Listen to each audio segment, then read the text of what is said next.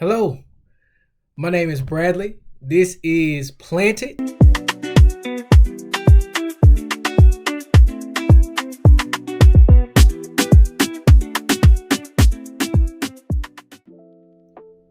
Hello, my name is Bradley. This is Planted, where the idea and concept is that maybe something is said that functions as fertilizer that adds to what God is building inside of you, that you may do what's requested and required from Jesus, and that is to bear much fruit. So today we're jumping into the come up. That's the topic of today, the come up. Now, I'm not that old, but just general context of the come up, at least from what I have known it to be, is something that increases your financial status, if you will, the come up. So wherever you were previously to the come up, you are now in a better position as a result of it.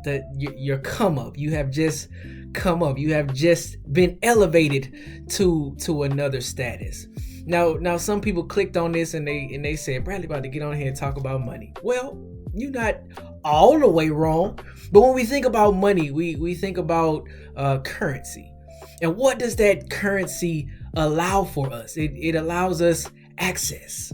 It allows us the opportunity to get into rooms that we would not have ordinarily been a part of. It allows us to have access to people that we would not have ordinarily had access to events that we would not have ordinarily had access to. So what does it provide to us? What does it provide for us? It provides access. I'm here to throw in another reference of an access point. And the scripture that supports this concept of the come up, if you will, is John 14:6. And it reads, Jesus told him, I am the way, the truth, and the life. No one comes to the Father except through me. The come up is what we're talking about today. So we have this idea in our mind that this is how we're supposed to live, and depending on how you were raised or brought up, if you will, you have your own perception of what an elevated life looks like to you. I'm here to only talk about truth. Truth we know doesn't change, and we know that scriptures, they don't change. So over this time, and I want to dive into one of the characters in scripture who knew a little bit about the come up as it pertains to society standards. We're going to talk about King Solomon. King Solomon was known as the wisest man in the land. And so he had a lack for nothing.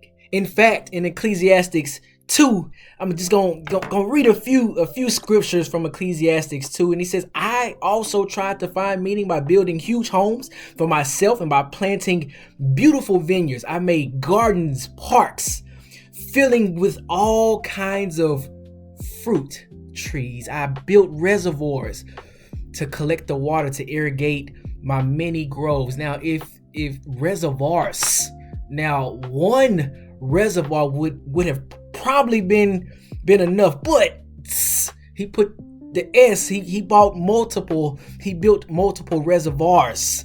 I bought slaves, bought both men and women. Others were born into my household. I owned large herds of flocks, more than any of the kings who had lived in Jerusalem before me. I collected great sums of silver and gold, the treasure of many kings and provinces. I hired wonderful singers. He hired the people, not listen to the radio. I didn't just listen to and bought the CD. The people, I hired them, the people who actually made the CDs and made the records. They were at my house.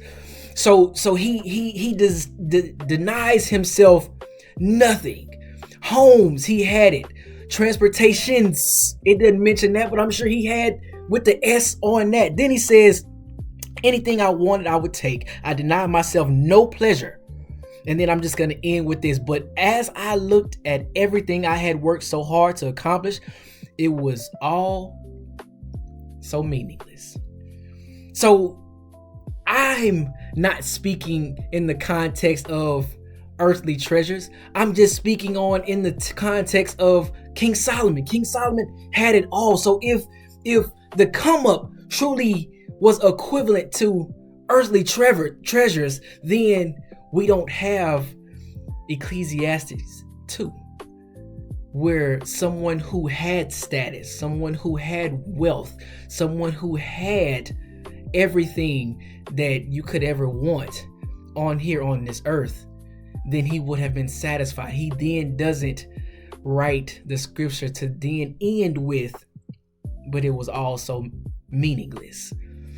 So the come up then has to have something else. It has to be filled with something else, which is then we have to revisit John 14:6. To Jesus is explaining to the people that, hey, it's me. You can reach for all of these earthly things, but me, I'm the only one that matters. You only have but a short time on this earth. But I don't know if anyone has ever thought about the concept of eternity. And I'm here to just enlighten some to say eternity is forever.